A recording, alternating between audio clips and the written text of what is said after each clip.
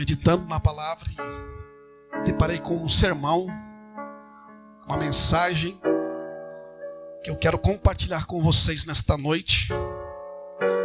E tenho certeza que o Espírito Santo de Deus, por meio da palavra de Deus, Ele irá falar ao teu coração, nos trazendo princípios, ensinamentos para a vida.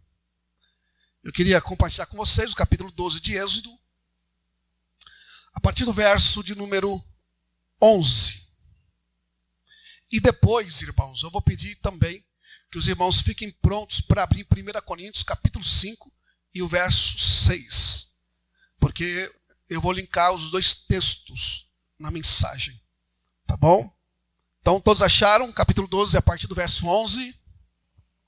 Olha o que diz, para ganharmos tempo. Desta maneira o comereis: lombos cingidos, sandálias nos pés e cajado na mão. Comê-lo-eis à pressa. É a Páscoa do Senhor. Porque naquela noite passarei pela terra do Egito. Ferirei na terra do Egito todos os primogênitos, desde os homens até os animais. Executarei juízo sobre todos os deuses do Egito. Eu sou o Senhor. O sangue vos será por sinal nas casas em que estiverdes. Onde eu vir o sangue, passarei por vós, e não haverá entre vós praga destruidora, quando eu ferir a terra do Egito. Este dia vos será por memorial, e o celebrareis como solenidade ao Senhor nas vossas gerações, e o celebrareis por estatuto perpétuo. 7 dias comereis pães asmos.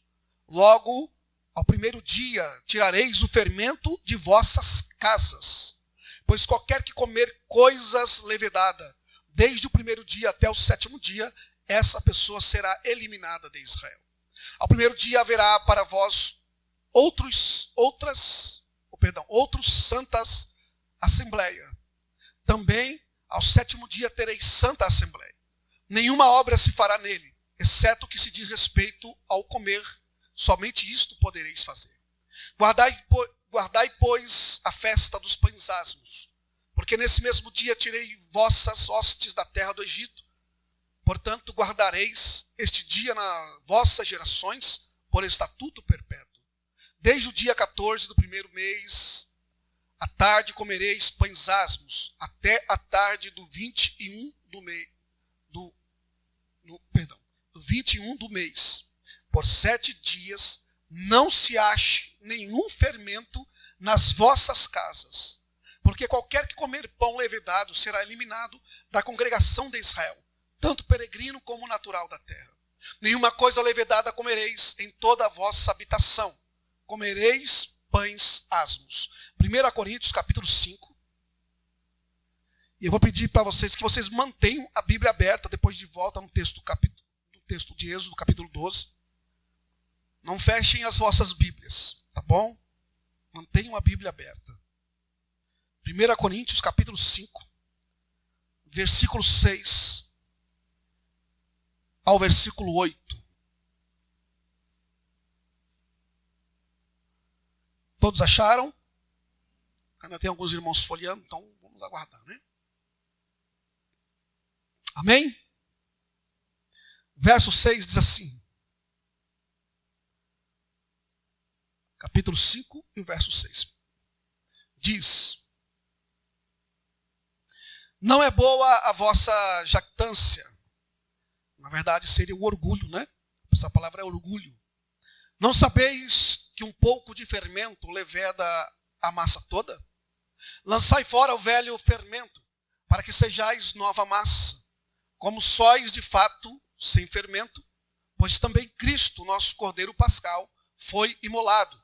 Por isso celebramos a festa, não com o velho fermento, nem com o fermento da maldade e da malícia, e sim com os asmos da sinceridade e da verdade. Feche teus olhos. Amado Deus e querido Pai, te louvamos e te agradecemos, Senhor, pela tua bondade, pela tua graça, pelo teu amor que nos alcança e tem nos alcançado todos os dias, Senhor. Reconhecemos, ó Pai, que o Teu amor revelado na cruz, Senhor, nos trouxe vida e paz. Reconhecemos que não somos dignos de tamanho amor e tamanho. Agora, nesse momento, te pedimos sabedoria e entendimento, Senhor, para que possamos ministrar, Senhor, este sermão, esta ministração, ao coração da Tua igreja. Fala conosco, Senhor, que eu apenas, como vaso, seja útil para a Tua glória, para o Teu louvor e edificação da Tua noiva, da Tua igreja, do Teu povo, em nome de Jesus. Amém?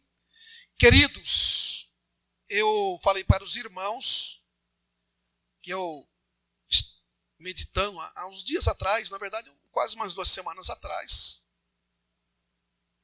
e o Senhor me deparei com esse texto e Deus falou muito ao meu coração.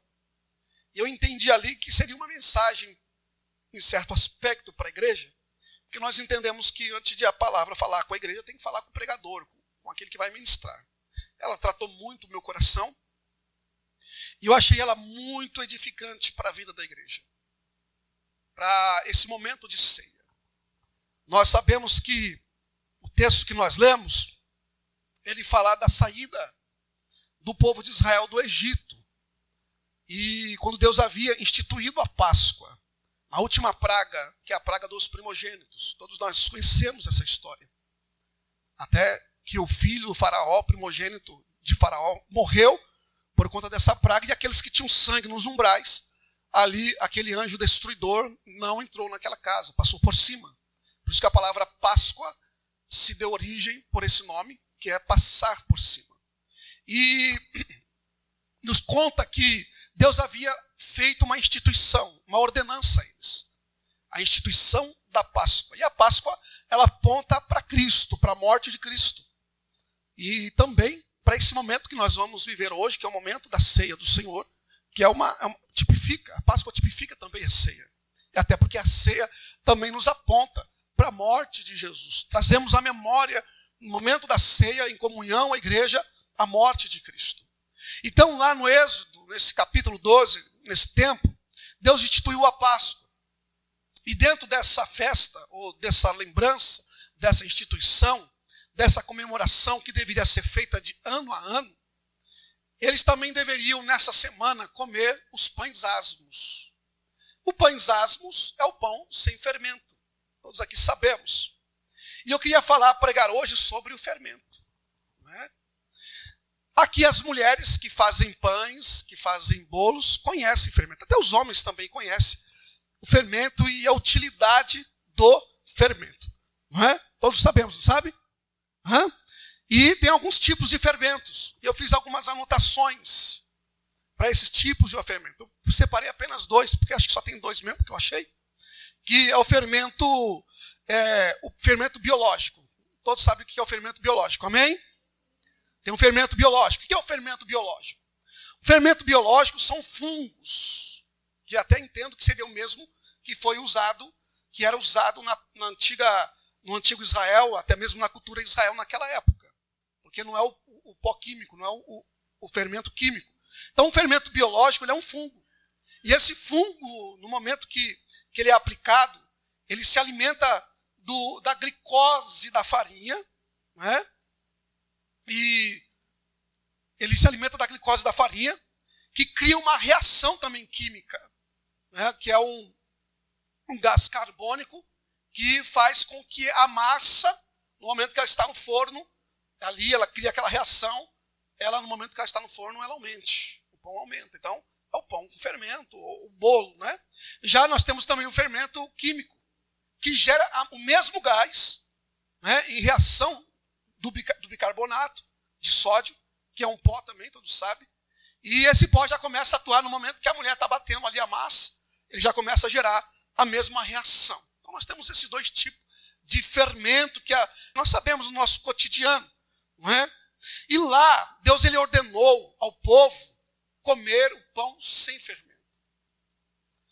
Esse pão sem fermento, ele tinha que ser comido durante 7 dias, que é os pães asmos.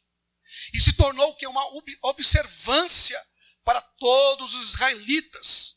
Então, assim, Os judeus, irmãos, eles até hoje, o judeu, o povo de Israel, até hoje, eles comem o pão, a Páscoa, o pão sem o fermento. Então eles até hoje celebram a Páscoa. Mês passado eles celebraram a Páscoa, como nós também celebramos. Diferente da cultura deles, eles celebram ainda conforme a ordenança que foi dada para eles na antiga aliança. E eles separam todas o fermento. Quando chega essa semana, o judeu, ele faz uma limpeza geral na casa deles. Porque lá no capítulo 12, se ordena que não era para ser achado haver fermento na casa deles. Que não houvesse fermento em vossas casas, o texto diz. Então o judeu, orientado por essa lei, por essa prática, até hoje, eles, quando vão comemorar a Páscoa, na festa dos pães asmos, eles tinham todo o fermento. Eles fazem uma geral. Eles analisam toda, porque nenhum resquício de fermento pode se ter na casa do judeu quando vai se comemorar os pães asmos. Não só na questão que envolve a casa, mas até no trabalho. Eles tinham todo tipo de fermento. Eles fazem uma análise minuciosa. Você vê que o judeu ele é tão minucioso nas práticas da lei, que de forma errada eles enxergam muitos mandamentos, e eles acabam criando leis humanas dentro desses mandamentos. O judeu, eles têm umas questões, envolve as questões que eles, nas práticas de limpeza, litúrgica, muitas situações que chega ao absurdo, não é? Por eles não entenderem. Você vê que no texto, quando Jesus é interpelado pelos fariseus, quando eles passaram pela plantação de milhos, os discípulos pegaram milho e começaram a comer os milhos. E os fariseus interpelaram Jesus dizendo, olha, os seus discípulos estão comendo sem lavar-se, ou sem lavar as mãos. Não é? Então, aí Jesus dá aquela resposta de que o que contamina o homem não é o que entra pela boca, mas é o que sai pela boca. Não é? Porque procede do coração. Jesus disse que o coração tem as suas variantes, a malícia, o pecado, né? A prostituição, os vícios, a mentira, a falsidade. Então Jesus deixa claro isso aí, de que é do coração ou da boca que procede o mal. Né? Um coração mau, o homem mau do seu mau tesouro tira coisas más, mas o homem bom do seu bom tesouro tira coisas boas. Então, eles são muito minuciosos em questões de sábado e outras coisas mais. E na questão do fermento, eles analisam todo, para não deixar nem um pouquinho, nem um pozinho, nada que seja por questões diferentes. Então, eles fazem uma análise interessante, que até esse contexto, ele cabe para nós, dentro do nosso contexto de vida cristã, quando envolve esse momento. Esse momento que nós estamos passando aqui, é lógico que tudo aponta para muito mais além do que eles estavam vivendo e que eles não compreenderam de forma espiritual e de forma moral. Nós, por meio de Jesus, compreendemos. Então o apóstolo Paulo, ele diz em 1 Coríntios capítulo 11, versículo 28, examine-se, pois, o homem a si mesmo. Da mesma forma que os judeus, em geração examinavam a questão do fermento, para que não houvesse nenhum resquício de fermento dentro da sua casa, no tempo das festas ou da comemoração dos pães asmos, hoje a igreja compreende que nós temos que sempre, não só no dia da ceia, mas todos os dias da nossa vida, analisarmos a nós mesmos. Fazermos uma reflexão minuciosa, não de práticas rituais, litúrgicos, de tradição humana, mas uma autoanálise minuciosa para nós perscrutar, né? ou sondar, melhor dizendo, o nosso coração. O que está lá dentro. analisarmos como que a nossa vida, a nossa conduta, o nosso procedimento, aquilo que sai da nossa boca, aquilo que entra pelos nossos olhos, aquilo que falamos, aquilo que ouvimos, aquilo que fazemos, analisar dentro do nosso coração se ainda não há resquício desse fermento que o Senhor disse para nós tirarmos do nosso pão asmo, da nossa vida, do nosso coração. Quem está me entendendo, diga amém. Então examine-se, pois, o homem a si mesmo, e assim depois coma deste pão. Que o que come e bebe indignamente, come e bebe para a sua própria perdição. Então é uma autoanálise, irmãos. É preciso que todos os dias eu analise a mim mesmo. Nós temos um problema muito grande, nós se preocupamos muito com a vida do outro. Não que nós não devemos preocupar dentro de um parâmetro de comunhão cristã. Eu me preocupo com o irmão, eu me preocupo com a igreja. E é próprio da igreja, entre irmãos, se preocupar com o outro nos momentos de dificuldade que o outro passa. Mas a questão do que eu posso analisar, isso não cabe a mim julgar ou, na verdade, condenar o meu irmão. Olhar para a vida dele, é claro, a Bíblia nos ensina que nós devemos, em algum momento, quando for tirar o cisco que há no olho do irmão, nós podemos fazer isso, de fato, mas sempre no coração de amor. Sempre numa atitude, eu vou lá tirar o cisco, mas antes de eu tirar o cisco do olho do irmão, a Bíblia não está dizendo que você não pode tirar, mas antes de você tirar o cisco do olho dele, ajudá-lo numa área da vida dele, num déficit moral, num déficit espiritual, numa questão que envolve a vida espiritual dele, porque a Bíblia diz, se você vir o teu irmão pecar, vá até ele, e entre você e ele trate a situação, e se ele entendeu e se arrepender, você ganhou o seu irmão. Agora, tirar o cisco do olho do meu irmão, primeiro eu tenho que ver se não há uma trave no meu. E no momento que eu entendo que há uma trave nos meus olhos, eu preciso tirar, remover, tratar-me, deixar-me ser tratado, de ser pastoreado, me deixar ser sondado pelo Espírito Santo por meio da palavra, para que aquele mal, aquele déficit moral seja tirado da minha vida, aquele fermento velho seja arrancado da minha vida, para que depois eu possa ajudar aquele que precisa. Vocês estão me entendendo? Diga amém. Então, é preciso retirar, fazer uma autoanálise, analisar, ver o que há de errado na minha vida. É lógico, irmão, até para mim estar ministrando, pregando, todos os dias, a Bíblia diz, aquele que estiver de pé, cuide para que não caia. Então, antes de eu chegar aqui e ministrar uma palavra para você, eu tenho que sondar a minha vida também. Porque mesmo nós tratando os pecados dos homens, como diz Hebreus, nós também estamos rodeados de pecado.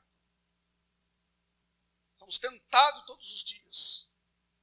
Somos, de fato, o inimigo tem luta, os desejos da carne. Então, em todos os aspectos, irmãos, somos tentados. Mas antes que eu possa tratar alguém, ajudar alguém, eu preciso olhar para mim primeiro. Preciso tratar a minha vida. Como é que eu vou tratar uma situação na área de alguém se naquela área eu estou em déficit? Aí eu me torno um fariseu, um hipócrita. Vocês estão me entendendo? Diga amém. Então, é preciso que antes de que eu tire esse fermento, velho, se eu preciso tirar o fermento da minha vida, antes que eu tire esse cisco do seu olho, eu preciso tirar a trave que está no meu. Isso em todos os aspectos. Na família, na vida dos filhos, na vida, sabe, em qualquer âmbito da vida. Então, os judeus, eles observavam desta forma. Na época do Êxodo, o fermento que se fazia a massa crescer, esse fermento, olha só que interessante isso aqui. Esse fermento que fazia era um pequeno pedaço do pão anterior, que eles tiravam uma parte daquele pão que estava úmido ainda, e deixava ele de canto no lugar fermentando. Ele, primeiro, o que acontece para ele se transformar? Ele se estraga ali, cria fungos, e cria-se uma reação química. Aí pegava depois esse pão velho, que virou fermento, e aplicava no pão novo, na massa nova, para criar a reação de fermento e levedar a massa. Então, olha que interessante isso aqui, irmão, que o apóstolo Paulo nos ensinou ali, em relação à questão de sermos uma massa nova e não com fermento velho. Não trazemos o fermento velho. Por isso que Deus já estava nos ensinando ao povo naquela época, né? Essa mesma Fermentação, ela agia como os fermentos usados nos dias de hoje, quando eles aplicavam esse fermento úmido que criou fungos na massa nova. Amém? Então Deus estava simbolizando e dizendo a eles, e como a nós também, que rompamos inteiramente, irmão. Nós temos que romper com a velha vida. Você que é cristão, que é servo de Deus, a velha vida, a velha natureza, o homem velho, ele não pode mais habitar dentro de você. Então é por isso que no momento da ceia você faz uma autoanálise. Você procura se esse fermento velho, que é resquício da massa velha, do pão velho, não caber agora dentro dessa massa nova. Porque o próprio Jesus e o próprio apóstolo Paulo diz que um pouquinho só de fermento leveda toda a massa. Então preste atenção nisso aqui. Então no momento que eu faço uma autoanálise, eu procuro dentro de mim se não há resquício do fermento do velho homem, da velha natureza, da velha massa, que nesse homem atual, nesse novo homem espiritual, ele não cria ali uma levedação. Você sabe, irmãos, que o cristão ele tem que romper. Ele nasceu de novo. Nós nascemos de novo. Você não é mais o mesmo a pessoa antiga. E você não pode permitir que o velho homem, a velha natureza, seja parte de você, porque você foi transformado pelo poder do Espírito Santo. E você tem que continuar permitindo que o Espírito Santo de Deus continue trabalhando a regeneração e a transformação e a santificação na sua vida, da qual ninguém verá Deus. E a Bíblia diz que sem santificação ninguém verá o Senhor. É preciso se santificar. O cristão tem que ter um viver santo. Então, ele tem que analisar-se todo dia se não há resquício do fermento velho, da massa velha na sua vida. Amém? Então Deus estava simbolizando e dizendo a eles que deve romper inteiramente com a vida antiga. Qual é a vida antiga do povo judeu? Escravidão. Egito. Então por isso que Deus diz assim, olha, comam apressadamente.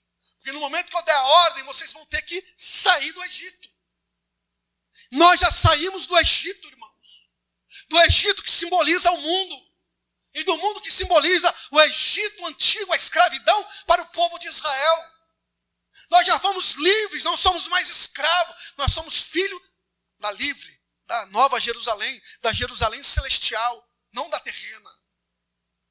É preciso que rompamos com a velha natureza, com o velho homem, com o pecado. E com os resquícios que continuam ainda dentro de nós. Que em algum momento ele vai aflorar, que em algum momento ele vai... Orgulho, irmão, tem muita gente orgulhosa. Por isso que Paulo assim, ó, não é boa a vossa jactância. Um pouquinho só de fermento leveda toda a massa. Pessoas que odeiam uma a outra. Pessoas que não falam com a outra. Pessoas, preste atenção, que não ama, que não são humildes, que não reconhece o seu erro. Irmãos, cristão reconhece o seu pecado, o seu erro, sua falha, e está disposto a pedir perdão a quem quer que for, a quem precisar, a quem necessitar, a quem ofendeu, a quem foi ofendido. Isso é vida cristã. E nós temos que estar prontos para isso. Quem está me entendendo, diga amém. Então tem que romper com a velha vida, irmão. Tem que romper com o antigo homem, com o homem do pecado, com o homem da velha natureza. Tem que romper. E ao longo da Bíblia, como eu já disse aqui, o fermento simboliza o pecado. Ele simboliza o pecado. Até a doutrina maligna, Jesus disse assim, olha, eu vou dizer uma coisa para vocês, acutalai-vos do fermento dos fariseus. Jesus está falando da doutrina dos fariseus. Porque um pouquinho de fermento leveda toda a massa. Jesus disse isso também. Quando você adiciona um pouquinho de coisa errada, biblicamente falando, por isso tem que tomar cuidado, irmãos. O que você ouve, o que você lê, o que você aprende. Você não conhece a Bíblia, você não pode aceitar tudo o que as pessoas estão falando, tudo o que estão pregando, tudo o que estão dizendo, porque um pouquinho só de fermento leveda toda a massa. E Jesus diz assim, Não se alimente com o fermento. Tome cuidado com o fermento dos fariseus. E qual que era o fermento dos fariseus? A hipocrisia. E nós temos que tomar cuidado com a hipocrisia. A hipocrisia, ela é um mal atual, ela não é um mal antigo. Ela não está lá só na vida dos fariseus da época. A hipocrisia ainda existe hoje. E o cristão tem que fugir da hipocrisia, irmãos. Em todos os aspectos da vida. Então, os requisitos de nossa velha vida, o velho homem, o orgulho, a arrogância. Você sabe que, irmão, o que deixa uma pessoa inchada? O orgulho. Assim como o fermento incha o pão, ele não faz crescer. A gente tem que tomar muito cuidado. E isso, irmão, para qualquer aspecto da vida, você tem que adicionar essa palavra para você. Porque muitas das vezes nós somos um pouquinho de orgulho. E o orgulho vai levedando a massa. Vai inchando o coração. Vai inchando a nossa vida. Nós temos que tomar cuidado com o nosso próprio sucesso. Aonde nós conquistamos. Porque você não conquista para pisar no outro. Você não cresce para mostrar para o outro. Se você está crescendo, glorifique a Deus com o teu sucesso e com o teu crescimento. Não pise em ninguém. Não humilhe as pessoas. Não desfaça do teu irmão. Não desfaça do teu parente. Continue humilde. Se Deus está lhe honrando, se Deus está lhe abençoando, seja humilde. Porque nós temos que ter o asmo da sinceridade. É isso que Deus está hoje tratando a nossa alma e o nosso coração. Aprendei de mim que sou manso e humilde de coração. Então tem muitas pessoas inchadas. O conhecimento técnico.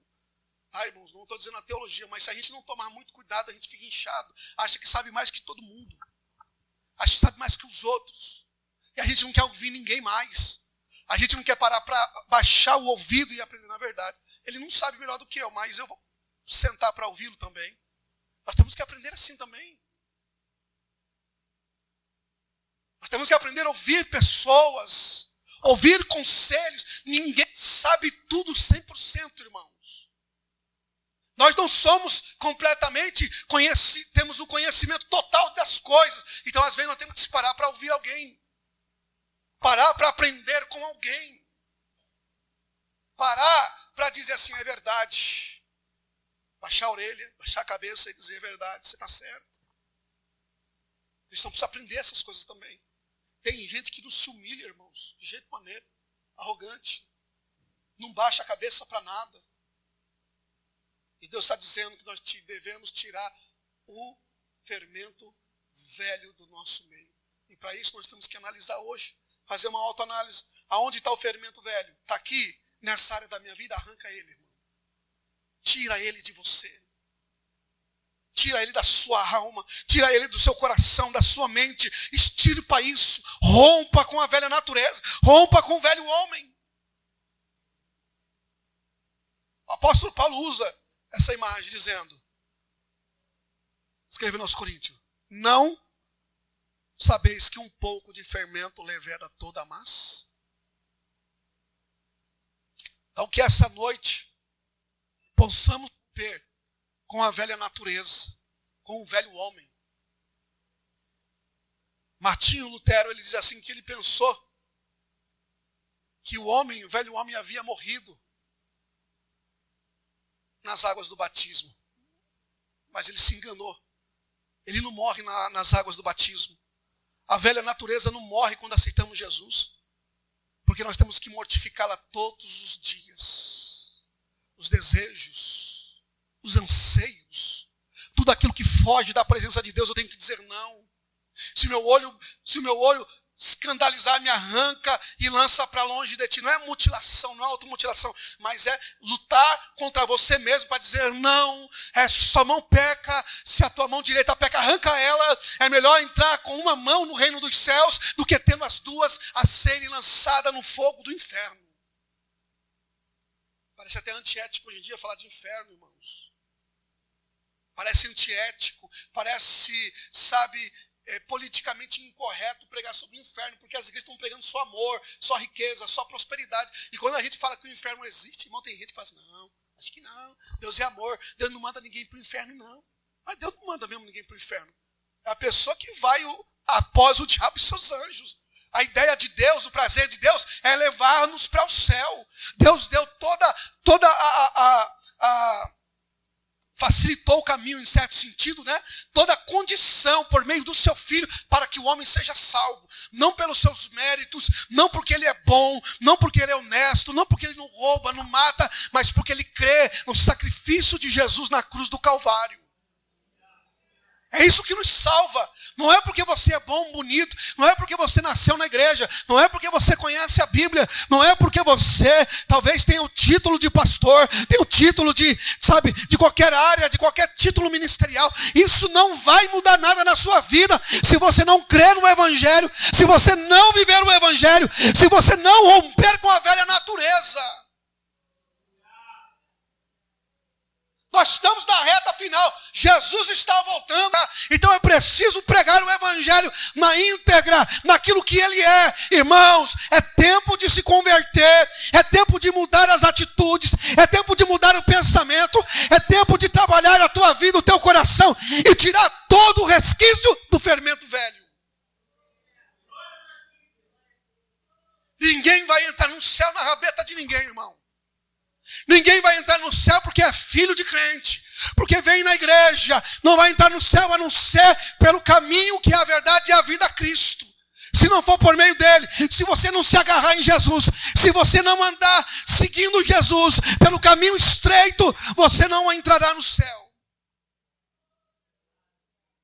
Então é preciso romper com o homem velho hoje, com o fermento velho, porque Cristo já nos libertou por meio do seu sacrifício na cruz.